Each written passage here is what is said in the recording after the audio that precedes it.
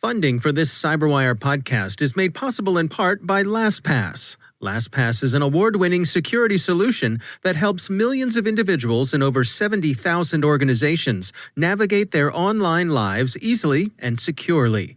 Businesses can maximize productivity while still maintaining effortless, strong security with LastPass. LastPass can minimize risk and give your IT team a breakthrough integrated single sign-on, password management, and multi-factor authentication solution.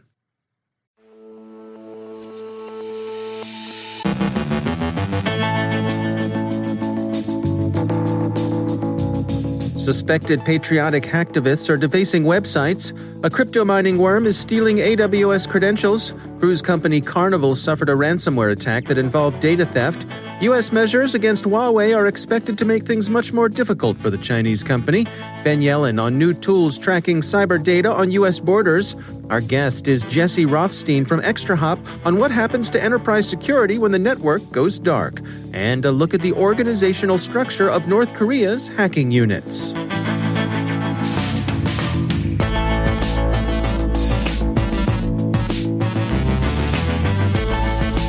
From the CyberWire studios at Data Tribe, I'm Dave Bittner with your CyberWire summary for Tuesday, August 18th, 2020.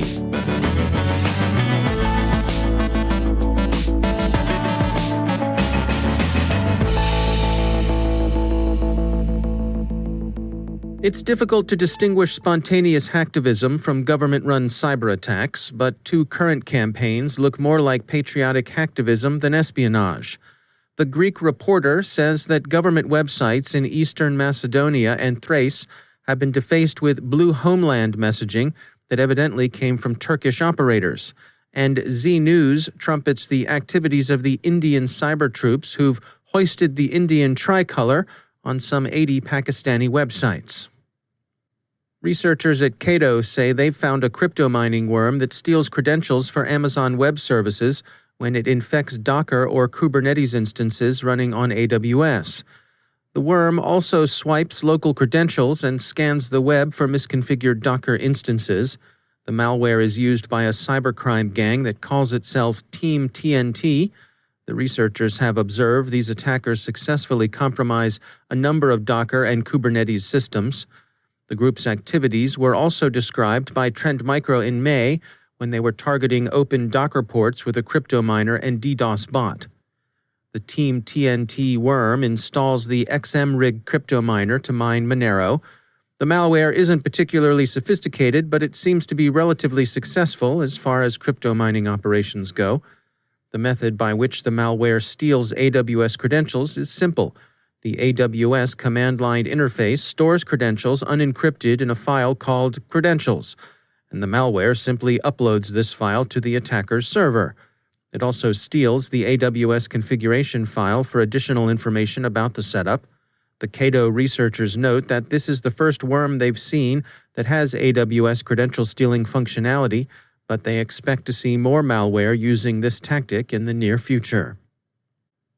Cruise line company Carnival Corporation and Carnival plc disclosed a data incident to the U.S. Securities and Exchange Commission in an August 15th 8K filing. The company says the incident was a ransomware attack that accessed and encrypted a portion of one brand's information technology systems. The incident also involved exfiltration of some of the company's data.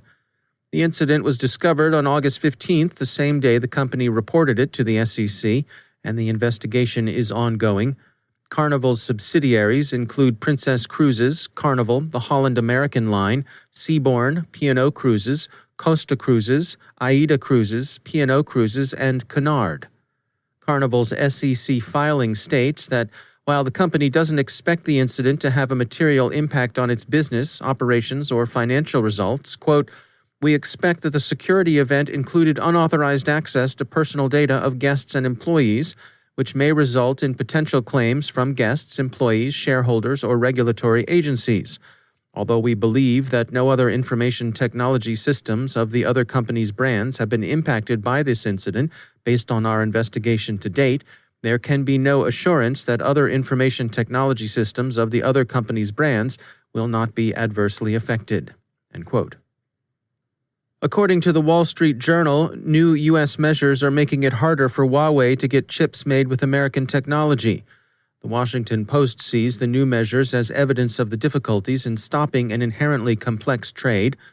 Huawei has continued acquiring chips that contain U.S. technology despite increasingly tight restrictions. The Commerce Department's restrictions announced yesterday are thought to be broad enough to cut Huawei off from these workarounds. The Post cites an anonymous industry executive as saying, "This kills Huawei. Any chip made anywhere in the world by anyone is subject to this." Many North Korean government hackers operate from locations in other countries, according to a U.S. Army assessment. The report, summarized by ZDNet, says North Korea's Cyber Warfare Guidance Unit, also known as Bureau 121, had more than 6,000 members in 2015, up from 1,000 in 2010. The U.S. Army believes the number is probably much higher than 6,000 by now. These hackers frequently work from other countries other than North Korea, including Belarus, China, India, Malaysia, and Russia. The report also details the organizational structure of Bureau 121. The unit has 4 subdivisions. 3 are focused on cyber warfare, while 1 is responsible for traditional electronic warfare, such as jamming equipment. The 3 cyber-focused subdivisions are known in the industry as the Andariel Group, the Blunerov Group, and the Lazarus Group. Andariel is made up of approximately 1,600 members and primarily focuses on reconnaissance of targeted networks and identifying exploitable vulnerabilities. Blunerov consists of around 1,700 members who are tasked with conducting financial cybercrime by concentrating on long-term assessment and exploiting enemy network vulnerabilities. Lazarus consists of an unknown number of operators and is the group the government uses to create social chaos by weaponizing enemy network vulnerabilities and delivering a payload if directed to do so by the regime. ZDNet clarifies that the industry often uses the Lazarus Group as an umbrella term to refer to any hacking associated with North Korea. And finally, Pyongyang's hackers may have also adopted a technique well suited to extracting payment in ransomware attacks as they dip their toes into the ransomware game. NK News says the Lazarus Group, its eye on insurance coverage, is pricing its ransom below the cost of backup and restoration.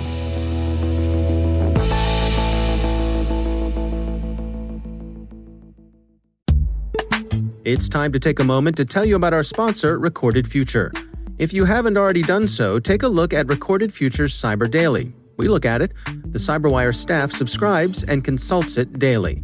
The web is rich with indicators and warnings, but it's nearly impossible to collect them by eyeballing the internet yourself, no matter how many analysts you might have on staff, and we're betting that however many you haven't got enough. Recorded Future does the hard work for you by automatically collecting and organizing the entire web to identify new vulnerabilities and emerging threat indicators. Sign up for the Cyber Daily email to get the top trending technical indicators crossing the web: cyber news, targeted industries, threat actors, exploited vulnerabilities, malware, and suspicious IP addresses. Subscribe today and stay ahead of the cyber attacks. Go to recordedfuture.com/cyberwire to subscribe for free threat intelligence updates from Recorded Future. And we thank Recorded Future for sponsoring our show.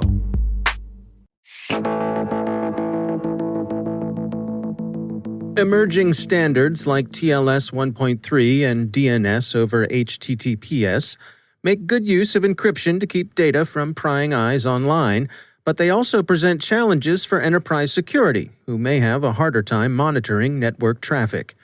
Jesse Rothstein is co-founder and CTO at ExtraHop, and he explains what can happen to enterprise security when the network goes dark. I think anybody responsible for the security posture of an enterprise environment thinks about these things in the broader context of visibility and how do I secure the environment. So I'll just jump right in and say that I believe very strongly in network security. I think it's a very valuable source of data. One of the few, maybe 3 most fundamental sources of data that we have. We can always instrument specific endpoints and run, endpoint protection platforms. We can always aggregate and gather log files and telemetry, and we should do all of those things. But a fundamental source of data and truth is all of the the network traffic, all of the communication that exists. It's extremely difficult to tamper with, and it's basically impossible to turn off. And that's why network security has been really a fundamental kind of tool in the toolbox for so very long. Well, as more and more folks shift their attention towards encrypting the data that flows through these networks, how does that affect visibility? Well, it can make it more challenging. First and foremost, I'll mention that there's a lot of traffic analysis that we can do even with encrypted traffic. We can analyze communication paths and flows of data. We can run some heuristics, traffic analysis heuristics, to determine if we're looking at interactive traffic or bulk downloads.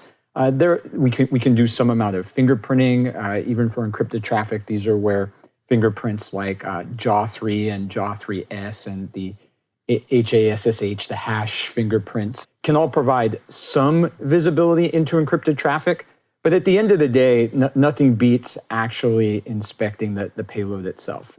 If encrypted traffic analysis were to provide too much information, then encryption wouldn't be doing its job. So when we're talking about environments that we control, and when we are ourselves the defenders of these environments, we have a couple of choices.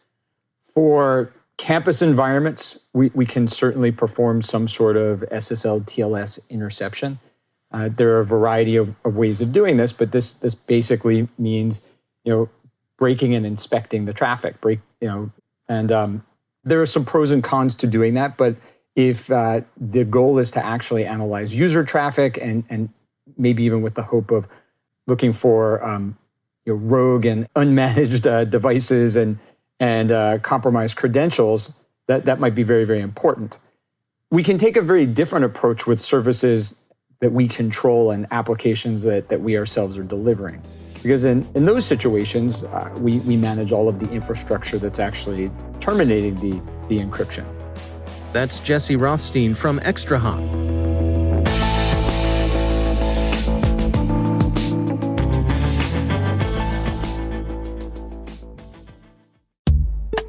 And now, a word from our sponsor, KnowBe4. Email is still the #1 attack vector the bad guys use, with a whopping 91% of cyber attacks beginning with phishing. But email hacking is much more than phishing and launching malware. Find out how to protect your organization in an on-demand webinar by Roger A. Grimes, KnowBe4's data-driven defense evangelist. Roger walks you through 10 incredible ways you can be hacked by email and how to stop the bad guys. And he also shares a hacking demo by KnowBe4's Chief Hacking Officer, Kevin Mitnick. So check out the 10 incredible ways where you'll learn how silent malware launch, remote password hash capture, and rogue rules work, why rogue documents, establishing fake relationships, and compromising a user's ethics are so effective, details behind clickjacking and web beacons, and how to defend against all of these. Go to knowbe4.com/10 ways and watch the webinar. That's knowbe4.com/1 And we thank KnowBe4 for sponsoring our show.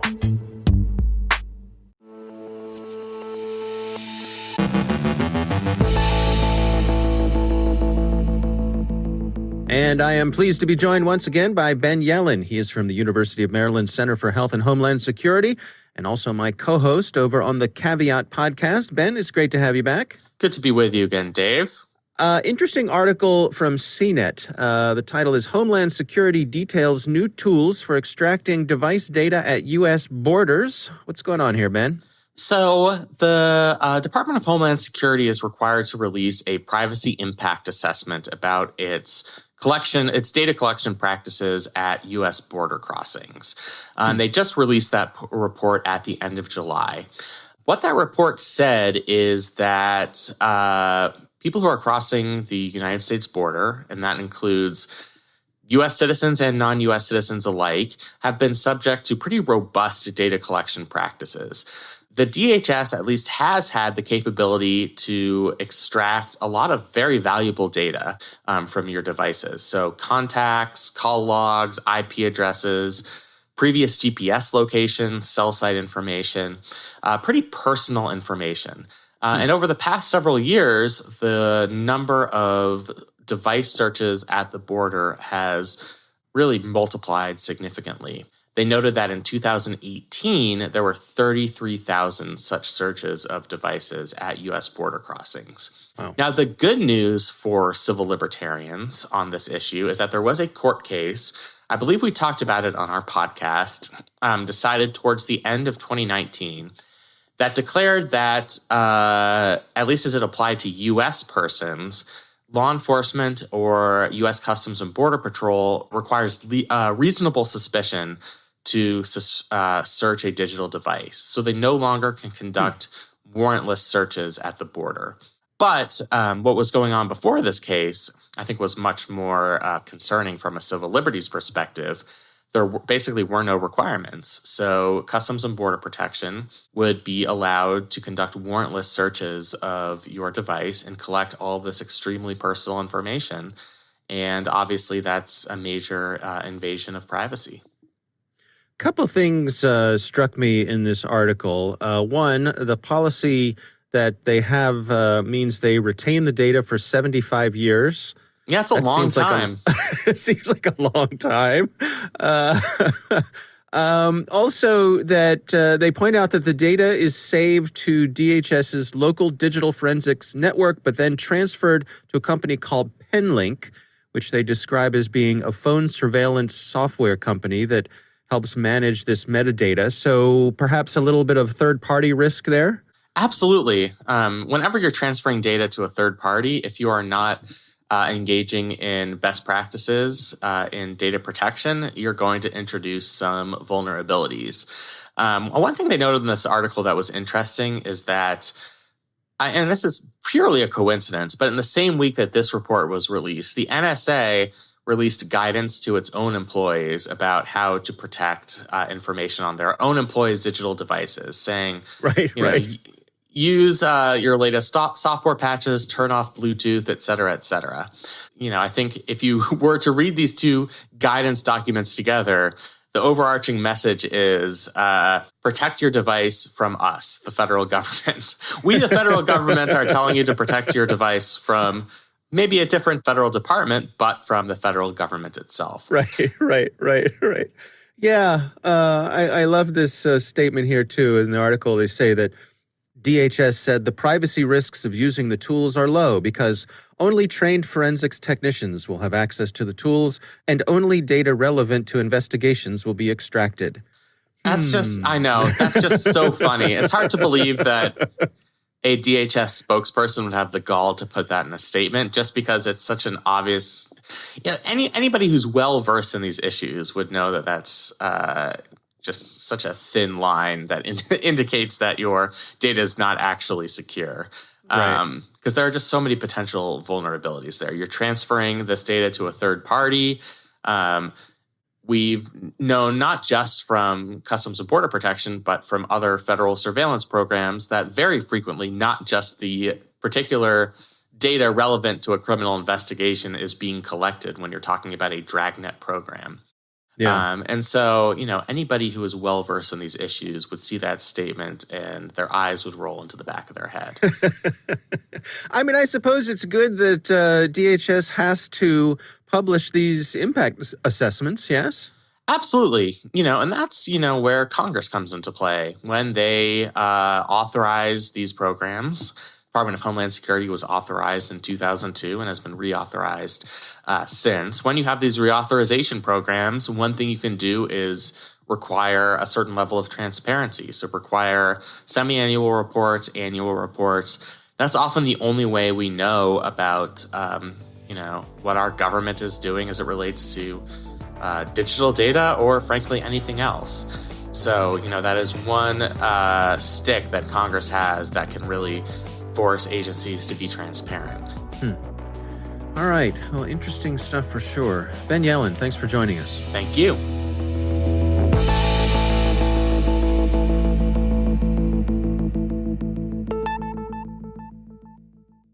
Thanks to all of our sponsors for making the CyberWire possible, especially our supporting sponsor, Proofpoint's Observit, the leading people-centric insider threat management solution. Learn more at observit.com.